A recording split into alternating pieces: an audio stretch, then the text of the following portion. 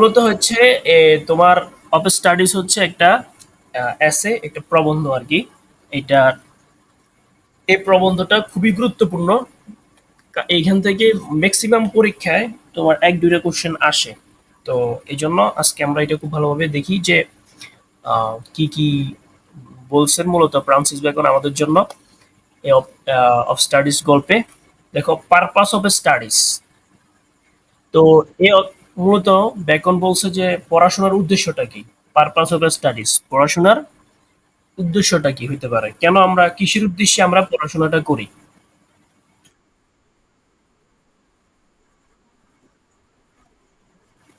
হ্যাঁ, পড়াইছি, বাস আজকে একটু সামারি গুলা দেখে নাও।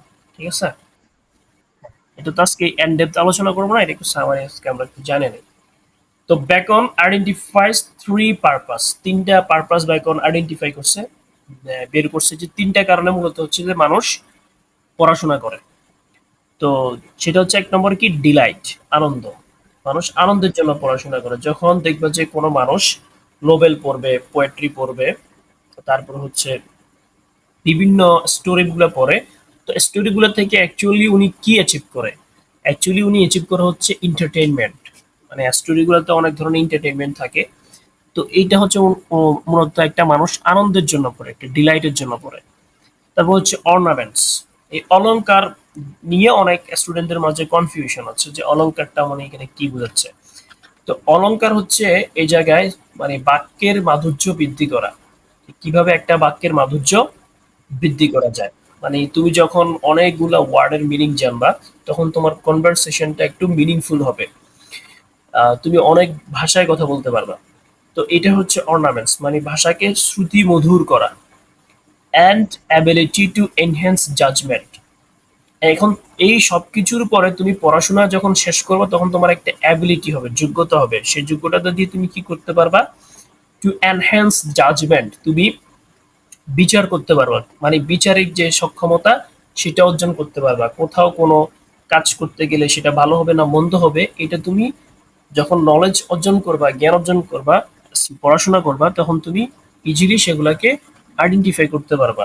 তাহলে অফ স্টাডিজ গল্পের মেইন তিনটা থিম হচ্ছে delight, ornaments and ability. Benefit of diverse studies, মানে বিভিন্ন এই জায়গায় বেনিফিট অফ ডাইভার্স স্টাডিজ বলতে মূলত ফ্রান্সিস বেকন কি বোঝাচ্ছেন। ফ্রান্সিস বেকন বোঝাচ্ছেন যে তুমি যখন ভিন্ন ভিন্ন বিষয় পড়বা, ভিন্ন ধরনের বিষয় তুমি জ্ঞান অর্জন করবা, তখন তোমার জ্ঞান অর্জনের পরিধিটা বৃদ্ধি পাবে। তাহলে different subject contribute unequally, history brings wisdom. অর্থাৎ যখন তুমি ইতিহাস পড়বা, ইতিহাস আমাদেরকে কি করবে, জ্ঞানী গড়ে তুলবে। ব্রিংস উইজডম, আমাদের ভিতরে জ্ঞানকে ইনক্লুড করবে। পোয়েট্রি পোস্টার্স উইট, পোয়েট্রি আমাদেরকে কি করবে, আমাদের বুদ্ধিগুলাকে বৃদ্ধি করবে, আমাদেরকে বুদ্ধিমান করে তুলবে পোয়েট্রি। অ্যান্ড ফিলোসফি ডিপেন্স আন্ডারস্ট্যান্ডিং, এবং দর্শনবিদ্যা তোমাকে কোনো কিছু নিয়ে গভীর, কিভাবে একটা জিনিস নিয়ে গভীরভাবে চিন্তা করা যায়, একটা জিনিস কিভাবে খুব গভীরভাবে বোঝা যায়, এই বিষয়টা তোমাকে শেখাবে হচ্ছে ফিলোসফি। যখন তুমি ফিলোসফি পড়বা, তোমাকে একদম ডিপ আন্ডারস্ট্যান্ডিং অর্জন হবে, তুমি কোনো কিছুকে গভীরভাবে চিন্তা করতে পারবা ফিলোসফির মাধ্যমে। তাহলে হচ্ছে মেন তিনটা বিষয়, যে তিনটা বিষয়কে কবি বলছে যে ডিফারেন্ট ভাবে পড়ার জন্য। যখন আমরা ডিফারেন্ট সাবজেক্ট গুলা পড়বো, তখন আমাদের ডিফারেন্ট ডিফারেন্ট কি হবে, জ্ঞান অর্জন হবে। তারপর হচ্ছে কেউশনস এগেইনস্ট এক্সেসিভ স্টাডি, মানে কি, মানে হচ্ছে অতিরিক্ত অধ্যয়নের বিরুদ্ধে সতর্কতা জারি করা। অর্থাৎ বেকন তোমাকে এতক্ষণ ধরে পড়াশোনার বিষয়টা বলছে, বেনিফিটটা বলছে, তোমাকে পড়াশোনা করতে বলছে। এখন এই জায়গায় এসে বেকন বলছে যে না, তুমি এখন পড়াশোনা করবা ঠিক আছে, কিন্তু অতিরিক্ত পড়াশোনা করতে পারবা না। তোমাকে একটা লিমিটেশনের ভিতরে থেকে পড়াশোনাটা করতে হবে। সেটা কি, বেকন ওয়ান্স দ্যাট, বেকন কি করছে, সতর্ক করছে, two much study can lead to laziness and stress, the need for practical experience. বলতেছে, আমাদেরকে সতর্ক করে বেকন বলতেছে যে তুমি কি করবা না, অতিরিক্ত পড়াশোনা করবা না। যদি তুমি অতিরিক্ত পড়াশোনা করো, তাহলে তোমাকে সেটা কি করবে, তোমার ভিতরে লেজিনেস ক্রিয়েট করবে। তো সেটা কেমন হতে পারে? ধরো তুমি সকাল 6টায় পড়াশোনা পড়ার টেবিলে বসছো, এক নাগারে তুমি সকাল 9টা পর্যন্ত পড়ছো। এই সকাল 6টা থেকে 9টা পর্যন্ত যে তুমি এক এক নাগারে পড়ে গেছো, এটা হচ্ছে কি, এটা হচ্ছে মূলত লেজিনেস, মানে টু মাচ স্টাডি, অধিক সময় পড়াশোনা করা। তো এই জিনিসটা আমাদেরকে পরিহার করতে হবে। যদি আমরা আমরা পড়বো 6টা থেকে 9টা পর্যন্ত পড়বো, তবে এর মাঝে আমরা কি করব, গ্যাপ নিব, ন্যাপ নিব কিছুক্ষণ। সেটা কেমন, একটা পৃথিবী জুড়ে একটা টেকনিক আছে, সেটাকে বলে প্রমোধরো টেকনিক। সেটা টেকনিকটা অবলম্বন করে তুমি যাই পড়বা, তোমার মাথার ভিতরে সেগুলা টানা পড়ার চাইতে বেশি সেভ হবে। ধরো তুমি কোন একটা বিষয় পড়তেছো, সাপোজ তুমি হিস্টোরি পড়তেছো, তখন তুমি হিস্টোরি পড়বা, একটা টপিক পড়ে 15 মিনিট তুমি ব্রেক নিবা, আবার 15 মিনিট পরে পড়ায় আবার মনোযোগ দিবা। এইভাবে যখন তুমি করবা, এভাবে করতে না, সরি, 15 মিনিট পড়ার পরে তুমি একটা গ্যাপ নিবা, সেটা হতে পারে 5 মিনিট বা 10 মিনিটের। এই গ্যাপটা নেওয়ার পর তুমি আবার স্টাডি শুরু করো। এভাবে 4টা গ্যাপ নেওয়ার পরে তোমার হচ্ছে একদম বড় সড়ো একটা তুমি ইয়েতে যাবা, ব্রেকে যাবা, সেটা হতে পারে 30 মিনিটের। এমন একটা ব্রেকে যেতে হবে। তো তুমি যখন অধিক পড়াশোনা করবা, তোমাকে সেটা লেজিনেস করবেন stress that need for practical experience, এবং তোমার বাস্তব অভিজ্ঞতাকে সে কি করবে, আহ, তোমার প্রেশার ক্রিয়েট করবে, স্ট্রেস ক্রিয়েট করবে। তাহলে অ্যাপ্রোচ টু স্টাডিং। তো এই সব কিছু 3টা স্টেপ বলার পরে তোমার ফ্রান্সিস বেকন বলছে যে পড়াশোনাটা পদ্ধতিটা বলে দিছে যে আমরা কিভাবে পড়বো। হুম। Bacon advocates for varying study methods. পড়াশোনার ক্ষেত্রে বেকন অনেকগুলা পদ্ধতি অবলম্বন করতে বলছে। সেগুলো কি? সাম সাবজেক্ট রিকোয়ার ডিপ ফোকাস ওয়াইল আদার শ্যালো ক্যাজুয়াল এঙ্গেজমেন্ট। মানে এমন কিছু বিষয় আছে, তো ব্র্যাকন বলছে যে তুমি এমন কিছু বিষয় আছে, সবগুলা বিষয়কে তুমি একসাথে পড়তে যেও না, বা এক অ্যাঙ্গেলে পড়তে যেও না। অনেকগুলা বিষয় আছে যেগুলা কি, যেগুলাকে একটু ডিপলি পড়তে হয়, একদম গভীর মনোযোগ দিয়ে পড়তে হয়, একদম ফোকাসটা পড়ার ভিতরে রাখতে হয়। আর কিছু কিছু কিছু পড়া আছে জাস্ট তুমি একবার দেখে পেজটাকে ফোল্ড করে অন্যদিকে চলে গেল, সেটা হচ্ছে তোমার ক্যাজুয়াল এঙ্গেজমেন্ট, মানে একটু শ্যালো টাইপ পড়াশোনা। আরেকটা হচ্ছে তুমি একদম ডিপ পড়াশোনা করবা। তো সোশ্যাল বেনিফিটস অফ নলেজ, পড়াশোনা করার পরে আমাদের সোশ্যাল বেনিফিটটা কি হবে? Studying enhances social interactions. অর্থাৎ কি, পড়াশোনা যখন আমরা করব, এটা আমাদের এনহ্যান্স করবে, বৃদ্ধি করবে কি, সোশ্যাল ইন্টারাকশন, সামাজিক মিথস্ক্রিয়া। এক অপরের এক অপরের সাথে যে কোলাবোরেশন, যে enable meaningful contribution and fostering collaboration. অর্থাৎ এক একজনের সাথে কিভাবে কোলাবোরেট করতে হয়, বা সামাজিক সহযোগিতায় কিভাবে উৎসাহিত করতে হয়, এই পরিপূর্ণ বিষয়টা আমাদের যখন পড়াশোনা করব, তখন আমরা সমাজে এই বিষয়গুলা কি হবে, প্রতিফলিত হবে, এই বিষয়গুলো এনহ্যান্স হবে। তো সমাজে আমরা একটা সোশ্যাল বেনিফিট পাবো এইটার জন্য।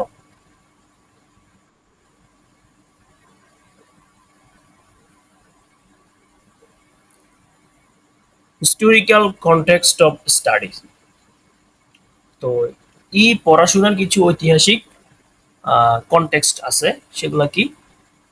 Publication of study, of studies এর পাবলিকেশনটা কখন শুরুটা কখন? Of studies of studies is published highlight the importance of studying various fields for personal and social development। মূলত হচ্ছে যে অফ স্টাডিজটা কেন ফ্রান্সিস বেকন এটা কেন পাবলিশ করছেন, এটা তো নিশ্চয় কোনো একটা রিজন আছে, তাই না?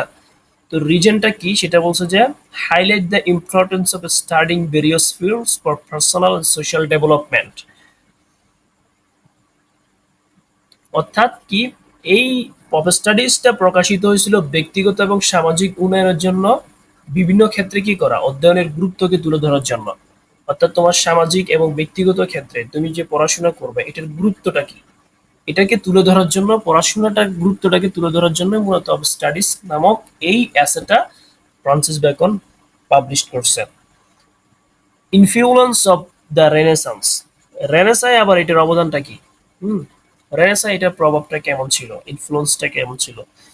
The English renaissance Faustus a culture of learning influencing Bacon's ideas or empirical evidence and intellectual growth. আমরা যখন হিস্টোরি অফ ইংলিশ লিটারেচার পড়ছি, তোমরা সেকেন্ড ইয়ারে পাবা এটা। তো হিস্টোরি অফ ইংলিশ লিটারেচারের একটা যোগ আছে, একটা এজ আছে, সেটা হচ্ছে রেনেসা, দ্য রেনেসান্স পিরিয়ড। এই রেনেসায় মূলত হচ্ছে যে ইংলিশ শিক্ষা সংস্কৃতি গড়ে উঠেছিল তখন, ইংলিশ পিরিয়ডে। এই পিরিয়ডটা যখন আসে তখন মূলত হচ্ছে যে শিক্ষা সংস্কৃতি এটা বৃদ্ধি পায়। এর আগে এটা ছিল না, মানে মুখে মুখে ছিল, লিখিত ছিল না। তো এবং এখানে কি আসে যে বিভিন্ন আহ, তোমার বিভিন্ন বুদ্ধিভিত্তিক যে ধারাগুলা, সেগুলা বেকন কি করছে, সে প্রভাবিত করছে। বেকনের যে অফ স্টাডিজ, বেকনের অভিজ্ঞতা, বেকনের আইডিয়া, এই ধারাগুলাকে প্রভাবিত করছিল রেনেসান্স টাইমে। এই জন্য বলছে যে ইনফ্লুয়েন্স অফ দ্য রেনেসান্স, বেকনের এই অবস্থার, বেকনের এই আইডিয়াগুলো তোমার রেনেসাও কি করছিল, প্রভাব ফেলছিল। ইমপ্যাক্ট অন সায়েন্টিফিক কমিউনিটি, বৈজ্ঞানিক সম্প্রদায়ের উপর প্রভাব, এটা আবার কি? হুম, এখন বলছে যে বেকন আবার বৈজ্ঞানিক সম্প্রদায়ের উপর কি প্রভাব ফেলছে। তো বেকন's works lay the groundwork for the Royal Society, emphasizing the value of empirical research and knowledge sharing. তো বেকন যে ওয়ার্কগুলা, বেকনের যে কাজগুলা, মানে সাহিত্যকর্মগুলা, ওয়ার্ক বলতে সাহিত্যকর্ম বোঝাচ্ছে। তো এগুলা এক প্রকার বেকনের রয়্যাল সোসাইটির উপর ভিত্তি করে তৈরি করা। তো বেকন এখানে কি করছে, emphasising the value of empirical research knowledge sharing, অর্থাৎ অভিজ্ঞতামূলক গবেষণা এবং জ্ঞানকে ভাগ করে নেওয়ার উপর তিনি কি কি করেন, জোর দেন যে জ্ঞানকে তোমরা কি করা, ভাগ করে নাও। ওই যে এক একটা বিষয় পড়লে এক একটা জ্ঞান অর্জন করবে, এই জন্য বলছে তোমরা এটাকে কি করবা, ভাগ করে নিবা। প্রত্যেকটা সাবজেক্ট একই স্টাইলে পড়া যাবে না, এক একটা সাবজেক্ট পড়লে আমরা এক একটা জ্ঞান অর্জন করতে পারবো।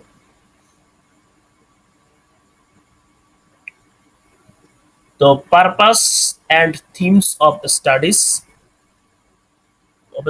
এর থিমগুলা কি আমরা জানছি যে delight, personal enjoyment for reading, enhancing realisation and pleasure, এটা আমরা নিজেদের আনন্দের জন্য, ব্যক্তিগত যে আনন্দ বৃদ্ধির জন্য করব। এনভায়রনমেন্টস ইমপ্রুভ ডিসকাস, আমাদের যখন আমরা আলোচনা করব সেখানে আমাদের একটা ইমপ্রুভমেন্ট ক্রিয়েট করবে। Allowing individual to engage meaningful conversation, এবং যখন আমরা কারোর সাথে কনভারসেশন করব, কোনো কথা বলবো অন্য কোনো ব্যক্তির সাথে, তখন আমরা বিভিন্ন ওয়ার্ড এখানে ব্যবহার করে শব্দের যে মাধুর্য, এটাকে বৃদ্ধি করতে পারবো। Ability enhance judgement and decision making skill, এটা আমাদের বিচারিক ক্ষমতাকে বৃদ্ধি করবে, ভালো মন্দ বিচার করার বিষয়টাকে বৃদ্ধি করবে। এবং ডিসিশন মেকিং স্কিলস, মানে কোনো বিষয়ের উপর ডিসিশন নেওয়ার যে দক্ষতা, সেটাকে বৃদ্ধি করবে। অ্যান্ড স্পেশালি ইন বিজনেস, এই জিনিসগুলো মূলত হচ্ছে যে বিজনেসের ক্ষেত্রে বেশি কাজে লাগে বলে তিনি ফ্রান্সিস বেকন বলছে যে এই জিনিসগুলো, তোমার অ্যাবিলিটিটা তোমার বেশিরভাগ স্পেশাল ইন বিজনেস, বিজনেসের ক্ষেত্রে জিনিসটা বেশি কাজে লাগবে।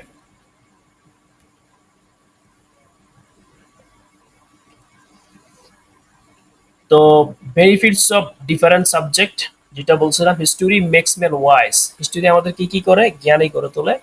পোয়েট্রি শার্পেন উইট, পোয়েট্রি আমাদেরকে, আমাদের ভিতরে তীক্ষ্ণ বুদ্ধি ইনস্টল করে, মানে আমরা আমাদের ভিতরে বুদ্ধিটাকে আরো ইমপ্রুভ করে। তারপরে ম্যাথমেটিক্স ইনহ্যান্স সাবটেলিটি, মানে তোমার যে সূক্ষ্মতা, হুম, সেই সূক্ষ্মতাকে মূলত, যখন তুমি ম্যাথমেটিক পড়বা তখন তোমার সেটা বৃদ্ধি পাবে। তারপর হচ্ছে philosophy provides depth of understanding, ভালোভাবে বোঝার জন্য, খুব গভীরভাবে কোনো কিছুকে বোঝার জন্য আমাদেরকে কি করে, ফিলোসফির মাধ্যমে আমরা তা অর্জন করতে পারি।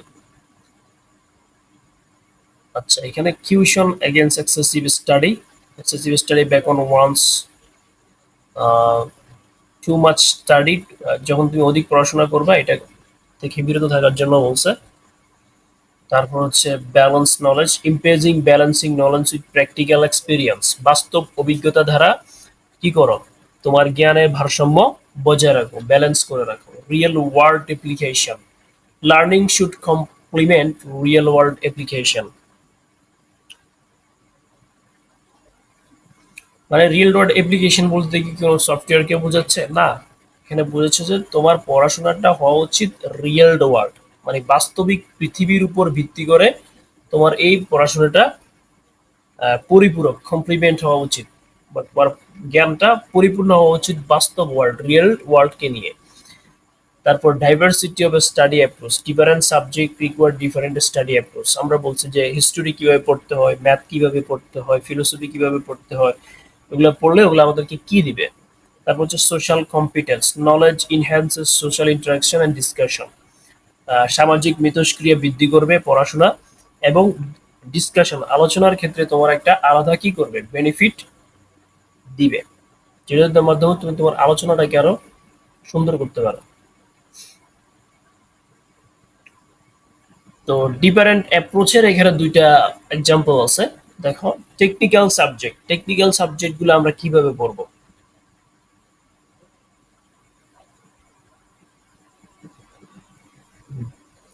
তো টেকনিক্যাল সাবজেক্টগুলো পড়ার জন্য এখানে কই বলছে যে required deep concentration and focus. যখন তুমি টেকনিক্যাল সাবজেক্ট পড়বা তখন তোমার কি থাকতে হবে, এই জায়গায় একটা ডিপ কনসেন্ট্রেশন থাকতে হবে, একটা গভীর মনোযোগ থাকতে হবে, এই জায়গায় গভীর মনোযোগ দিয়ে পড়া টেকনিক্যাল সাবজেক্টগুলো পড়তে হবে। Enhancing understanding through detail study, যখন তুমি একদম ডিটেলি পড়বা এটা তোমার বুঝার সক্ষমতাটাকে বৃদ্ধি করবে, ইনহ্যান্স করবে। তার মানে টেকনিক্যাল সাবজেক্টগুলোকে আমরা জানি যে একটু ডিপ ভাবে পড়তে হবে, ফোকাসটা একদম ভালোভাবে বইয়ের দিকে তাকিয়ে পড়তে হবে। দ্বিতীয় হচ্ছে যে এটা একদম ডিটেল স্টাডি হবে, মানে একদম line by line detail study করব আমরা, এটা আমাদের কি করবে আন্ডারস্ট্যান্ডিং বুঝার সক্ষমতাটা কি ইনহ্যান্স করবে। এক্সাম্পল হিসাবে ইনক্লুড ফিজিক্স অ্যান্ড ম্যাথমেটিক্স। তো এই জায়গায় দুইটা সাবজেক্টকে ফ্রান্সিস বেকন ইনক্লুড করছে, একটা হচ্ছে ফিজিক্স এবং ম্যাথমেটিক্স।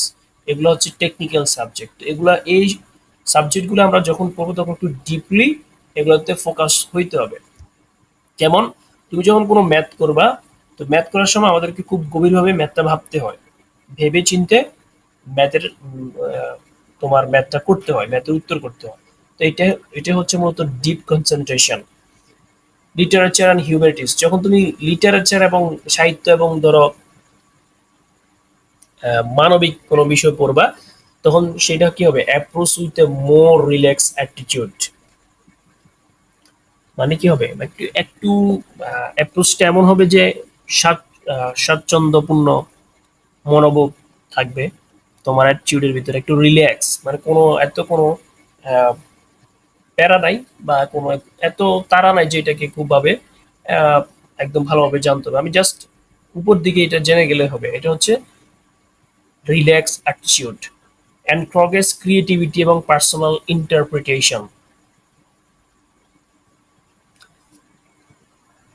তো এই জিনিসটা কি করবে আমার, যখন আমি লিটারেচার এবং হিউম্যানিটিস পড়বো তখন এটা আমাকে ইনক্রগেজ করবে কি ক্রিয়েটিভিটি অ্যান্ড পার্সোনাল ইন্টারপ্রিটেশন, সৃজনশীলতা এবং এবং ব্যক্তিগত ব্যাখ্যাকে কি করবে সে আরো ইনক্রগেজ করবে, মানে উৎসাহিত করবে। Examples include novels poetry and as. যখন আমরা নোবেল পোয়েট্রি অ্যাসে পড়ি এগুলো আমাদেরকে এত গভীরভাবে পড়তে হয় না, জাস্ট একটু রিল্যাক্স রিল্যাক্স হয়ে একটু সুন্দর করে এটা জাস্ট একবার পড়ে গেলে আমাদের এই জিনিসগুলো অনেক কিছুই আমাদের মধ্যে থেকে যায়, এটাতে তো গভীর কনসেন্ট্রেশন দেওয়া লাগে না।